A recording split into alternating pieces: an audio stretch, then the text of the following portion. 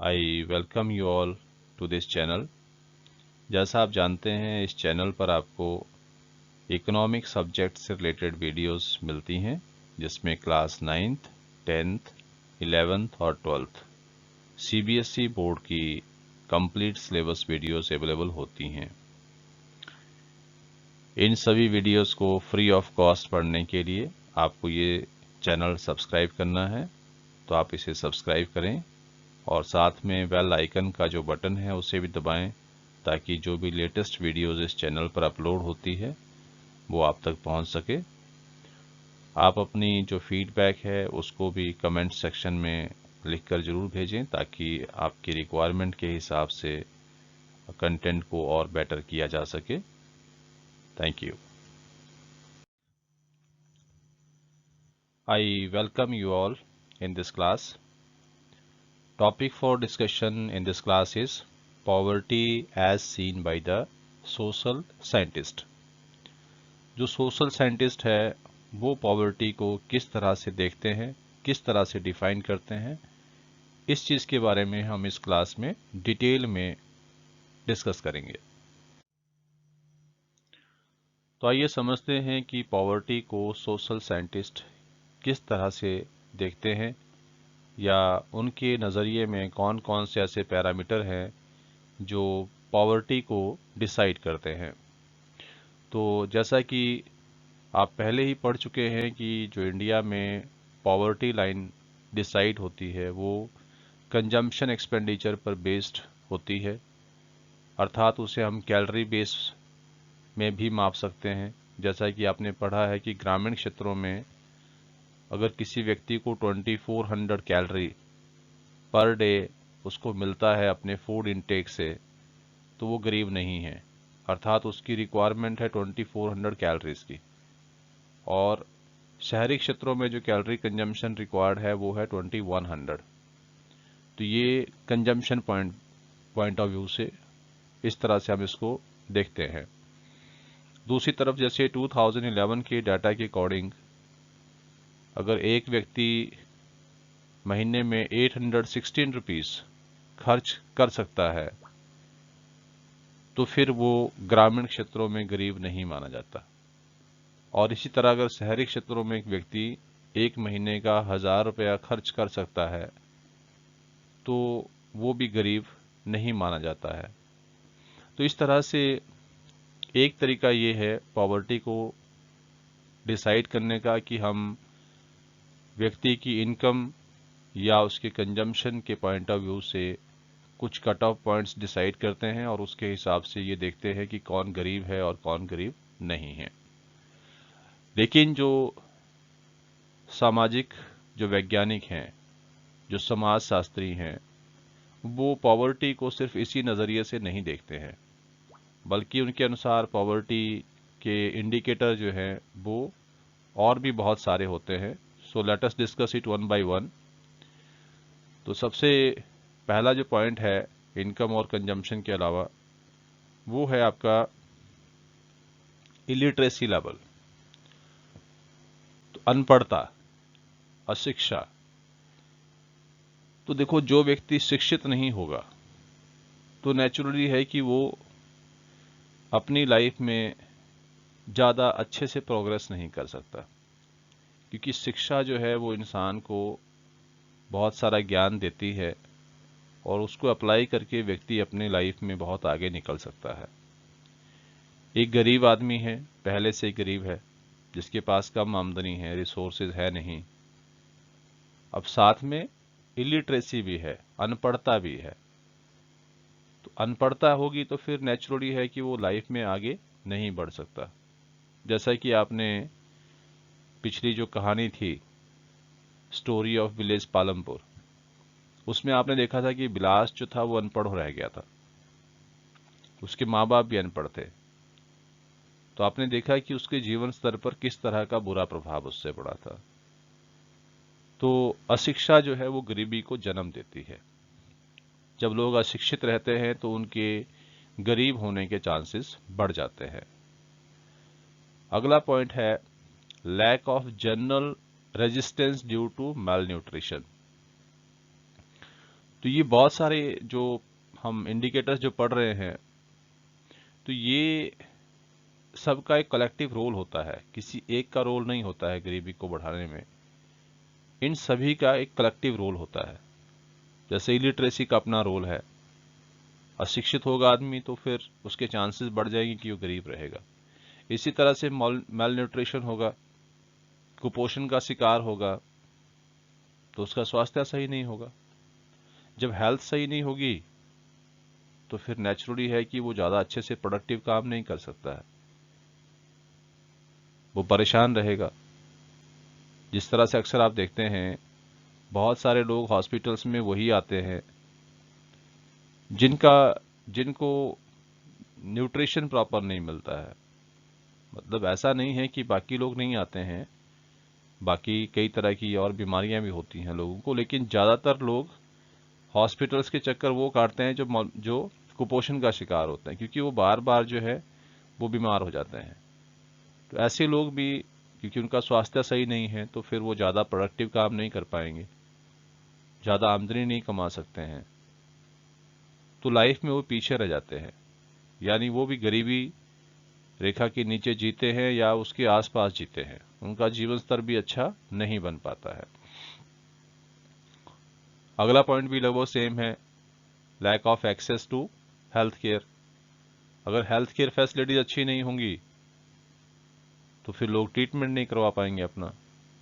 इसका मतलब क्या है कि पहले से बीमार हैं, उनका इलाज हो नहीं रहा है, और जब इलाज नहीं होगा तो फिर उनकी जो स्वास्थ्य है वो और बिगड़ता जाएगा।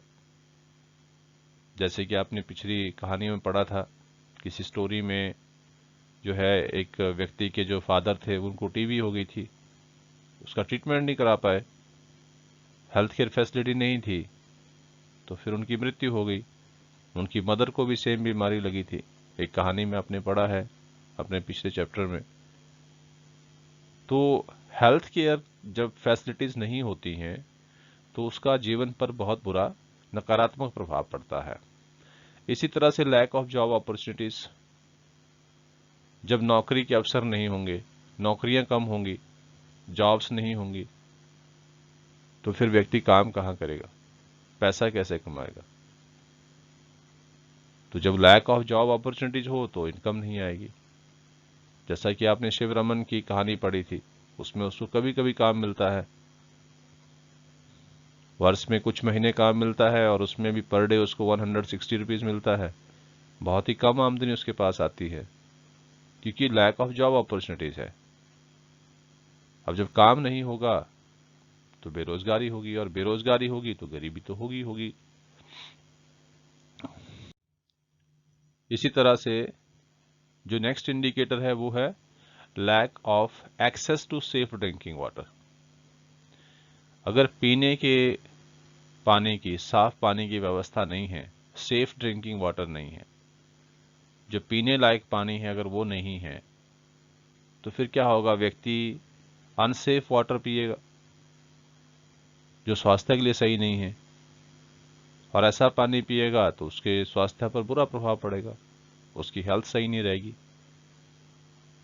और जब हेल्थ सही नहीं होगी तो वो ज़्यादा अच्छे से काम नहीं कर सकता, और फिर वो he is likely to be poor.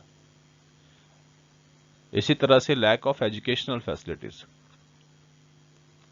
अगर शिक्षा की सुविधाएं ही नहीं है व्यक्ति के पास तो वो शिक्षित नहीं हो पाएगा, वो आगे नहीं बढ़ पाएगा लाइफ में,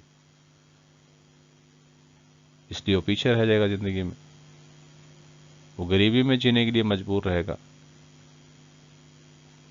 जब लोग शिक्षित ही नहीं हो पाएंगे, आप देखते हैं कि कुछ लोगों में बहुत सारा टैलेंट होता है, बहुत से ऐसे बच्चे होते हैं जो 10th क्लास तक या 12th क्लास तक पढ़ते हैं तो बहुत ही अच्छा कर रहे होते हैं अपनी एकेडमिक्स में, बहुत बढ़िया होते हैं पढ़ाई में, लेकिन आगे उनके पास एजुकेशनल फैसिलिटीज नहीं है, खास करके ग्रामीण क्षेत्रों में, तो फिर वो अपनी पढ़ाई छोड़ जाते हैं बीच में ही, फिर कोई मजदूरी करता है, कोई घर के काम काज करता है, कोई खेती बाड़ी करता है, जो बहुत आगे बढ़ सकता था लाइफ में वो नहीं जा सकता है। तो इस तरह से जब एजुकेशनल फैसिलिटीज नहीं होंगी तो नेचुरली है कि फिर उससे कई तरह की समस्याएं रहेंगी। तो ये भी एक तरह का इंडिकेटर है, मतलब ये भी पॉवर्टी को बढ़ाता है। अगर गरीब लोग हैं, मान लो रिसोर्सेज भी कुछ नहीं है उनके पास, लेकिन अगर पढ़े लिखे हैं तो कोई ना कोई काम करेंगे, और जब काम करेंगे तो नेचुरली है कि अच्छी आय कमा सकते हैं। इसके साथ ही अगला पॉइंट है सैनिटेशन, साफ सफाई की व्यवस्था। अगर लोग गंदे वातावरण में रहते हैं तो they are likely to be poor, क्योंकि जो माहौल है वो उनको आगे नहीं बढ़ने देगा। साफ सफाई नहीं होगी तो बीमारियां रहेंगी, बीमार रहेंगे तो फिर अच्छे से काम नहीं कर पाएंगे, और they are likely to be poor. अगले जो 2 पॉइंट हैं वो है सोशल एक्सक्लूजन एंड वल्नरेबिलिटी। तो इसको हम आगे चल के डिटेल में डिस्कस करते हैं। तो आइए पहले समझते हैं सोशल एक्सक्लूजन। ये जो 2 पॉइंट अभी मैंने बताया, सोशल एक्सक्लूजन एंड वल्नरेबिलिटी, ये बहुत ही इंपॉर्टेंट है, और ये एग्जामिनेशन पॉइंट ऑफ व्यू से भी बहुत इंपॉर्टेंट है, और गरीबी के जो निर्धारक तत्व हैं उनमें ये सबसे ज़्यादा इंपॉर्टेंट भी हैं। तो देखो सोशल एक्सक्लूजन क्या होता है। सोशल एक्सक्लूजन का मतलब है कि जब किसी व्यक्ति को या व्यक्तियों के समूह को एक सोसाइटी में से एक्सक्लूड कर दिया जाता है। दूसरे शब्दों में, जो गरीब लोग हैं उनको रिच सेक्शन की सोसाइटी है वो अपने आप से अलग कर लेती है।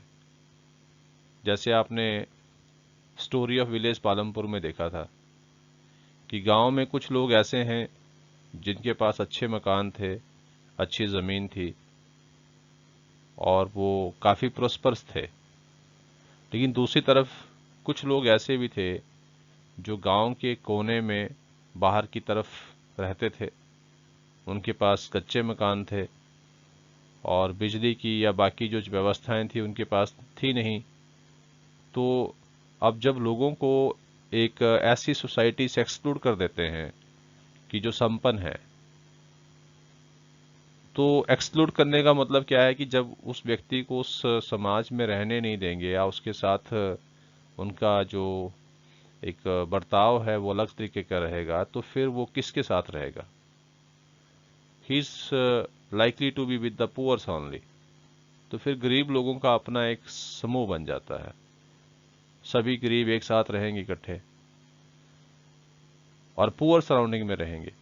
सराउंडिंग भी अच्छी नहीं होती है, वहाँ सुविधाएं नहीं होंगी, कच्चे मकानों में रहेंगे, सैनिटेशन की व्यवस्था नहीं है, बिजली की व्यवस्था नहीं है, सेफ ड्रिंकिंग वाटर नहीं है, एजुकेशनल फैसिलिटीज़ या मेडिकल केयर सर्विसेज को भी वो अच्छे से अवेल नहीं कर पाते हैं।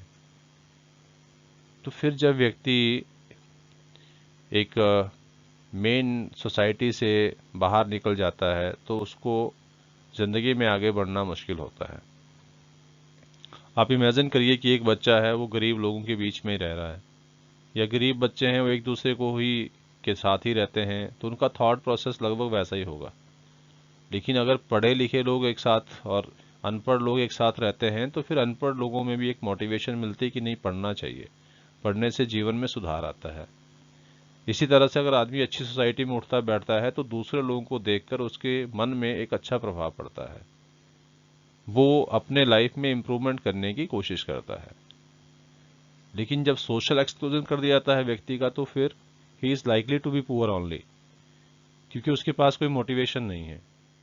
उसके पास एक अच्छी सोसाइटी का ना होना ही उसके जीवन में गरीबी की तरफ उसको धकेलता है।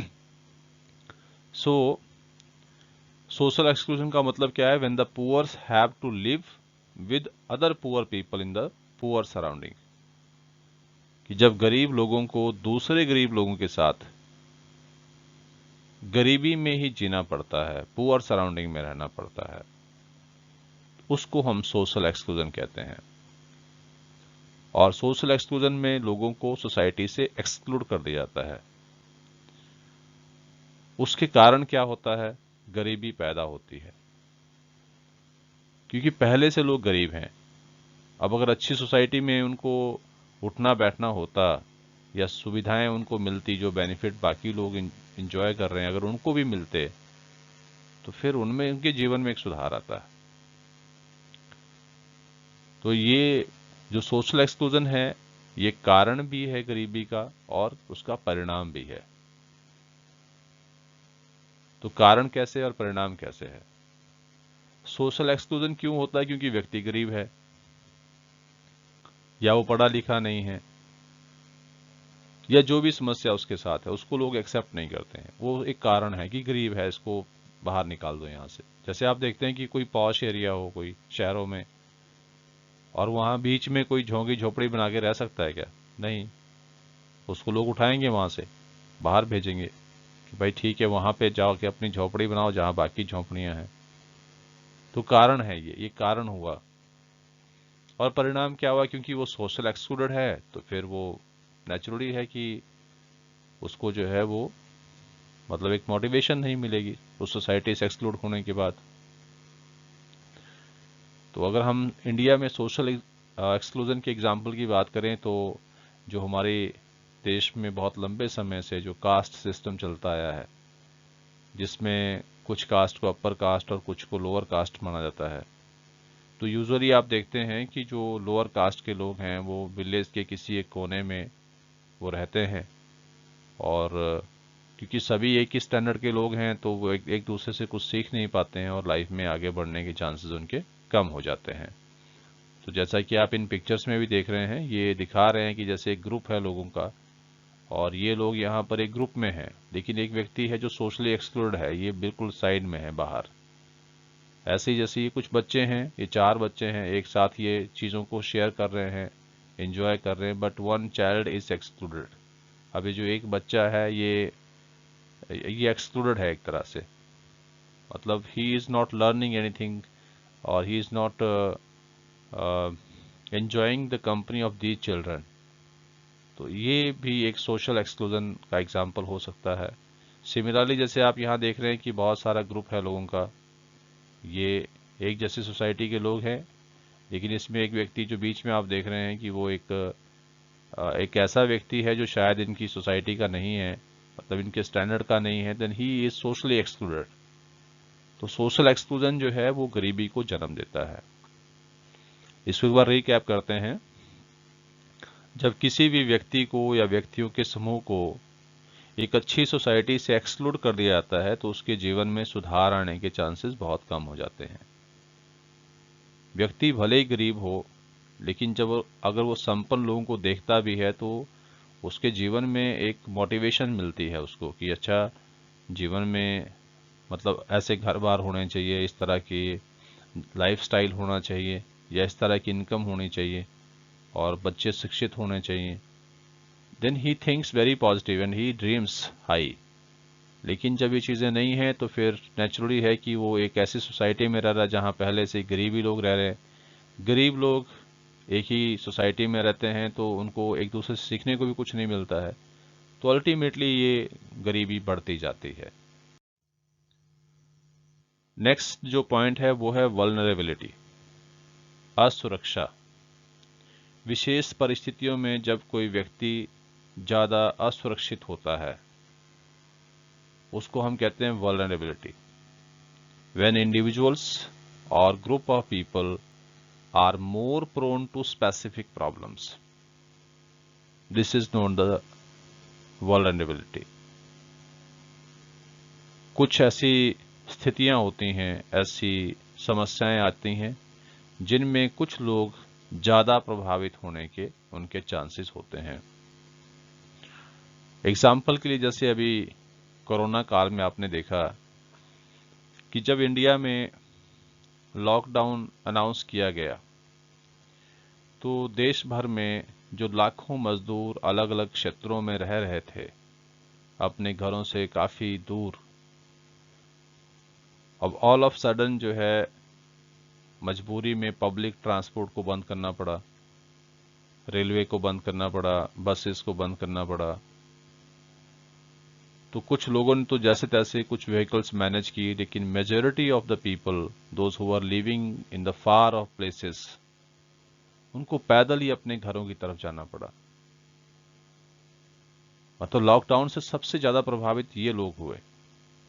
और आपने न्यूज़ में देखा होगा, मीडिया में देखा होगा, आपने अलग अलग न्यूज़ चैनल्स में उन दिनों में आपने तस्वीरें देखी होगी कि लोग 1500 किलोमीटर से ज़्यादा दूरी का सफ़र जो है पैदल या साइकिल के सहारे जो है उसको मतलब डिस्टेंस को कवर करने की वो कोशिश कर रहे थे, और ऐसा उनको किया भी, और बहुत सारे लोगों की उसमें डेथ भी हुई। तो लॉकडाउन का सबसे ज़्यादा असर इन लोगों पर पड़ा। काम काज चले गए, नौकरी इनके पास रेगुलर थी नहीं, इनफॉर्मल सेक्टर में काम करते थे, लॉकडाउन हुआ तो काम सारे बंद हो गए, काम मिलना बंद हो गया, जेब में पैसा था नहीं, तो घरों की तरफ अब जा रहे हैं। बहुत सारे लोगों को भूखा रहना पड़ा, बहुत सारे लोगों के साथ बहुत तरह की समस्याएं रही, लेकिन सबके साथ नहीं रही। जो वेल टू डू लोग थे उन्होंने मैनेज किया, उनके लिए लॉकडाउन जो है एक तरह से इंजॉयमेंट पीरियड भी बना। वो अपनी फैमिलीज के साथ एक अच्छा टाइम स्पेंड कर सकते थे या बहुत सारी नई चीजें सीख सकते थे। लेकिन दूसरी तरफ गरीब लोग जो थे उनकी स्थिति बदतर हुई। तो ये क्या था? This is the vulnerability. ये लोग ज्यादा असुरक्षित हुए। इन लोगों पर लॉकडाउन का, कोरोना वायरस का सबसे ज्यादा असर इन लोगों पर पड़ा। तो जब किसी भी समस्या का समाज के कुछ वर्गों या लोगों पर ज्यादा नकारात्मक प्रभाव पड़ता है, उसी चीज को हम वल्नरेबिलिटी कहते हैं।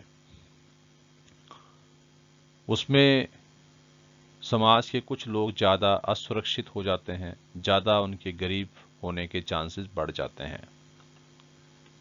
When the chances of certain community or the individual is more towards remaining poor। अब जैसे आप देख रहे हैं कि ये गरीब लोग हैं, मजदूर लोग हैं, ये सुबह से शाम तक काम करते हैं, लेकिन पेमेंट बहुत थोड़ी मिलती है इनको, 300-400 रुपया पर डे, कई जगहों में तो इससे भी कम है। तो जब कम इनकम मिलेगी तो उस लाइफ में कैसे आगे बढ़ेंगे? अपने बच्चों को एक सही एजुकेशन कहाँ से देंगे? कैसे अफोर्ड करेंगे? एक सही भोजन कहाँ से देंगे? न्यूट्रिशियस फूड कहाँ से लेकर आएंगे? तो इस तरह से कुछ ऐसी कम्युनिटीज होती हैं जो सबसे ज्यादा अफेक्टेड होती हैं। जैसे आपने शिवरमन की कहानी में देखा था कि भले ही शिवरमन गरीब है,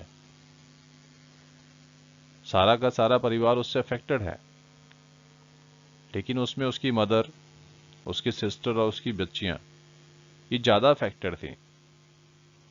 मदर का इलाज नहीं हो पा रहा क्योंकि पैसा नहीं है, उसकी सिस्टर की शादी नहीं हो पा रही क्योंकि पैसा नहीं है, और उसकी तीनों बेटियां, उनको वो स्कूल नहीं भेज पाया क्योंकि पैसा नहीं है। तो उनके साथ ज्यादा मतलब उनको उस चीज का ज्यादा भुगतान करना पड़ा, ज्यादा प्रभाव पड़ा उनके जीवन पर उस चीज का। So they were more vulnerable in those group of society. तो इसको हम कहते हैं वल्नरेबिलिटी। तो जो ग्रुप ज्यादा वल्नरेबल हो, जो पहले से पुअर चला आया है और वल्नरेबिलिटी की वजह से उसके लंबे समय तक गरीब बने रहने के चांसेस बढ़ जाते हैं, या जो अभी गरीब नहीं है उसके भविष्य में गरीब हो जाने की आशंका बढ़ जाती है। जैसे ये मजदूर लोग थे, अब ये काम कर रहे थे, इनके पास काम था, तो जैसे तैसे ये अपना जीवन यापन कर रहे थे, लेकिन जैसे ही इनके काम चले गए तो फिर ये कैसे अपनी लाइफ को मैनेज करते होंगे? दे वर लाइकली टू बी पुअर।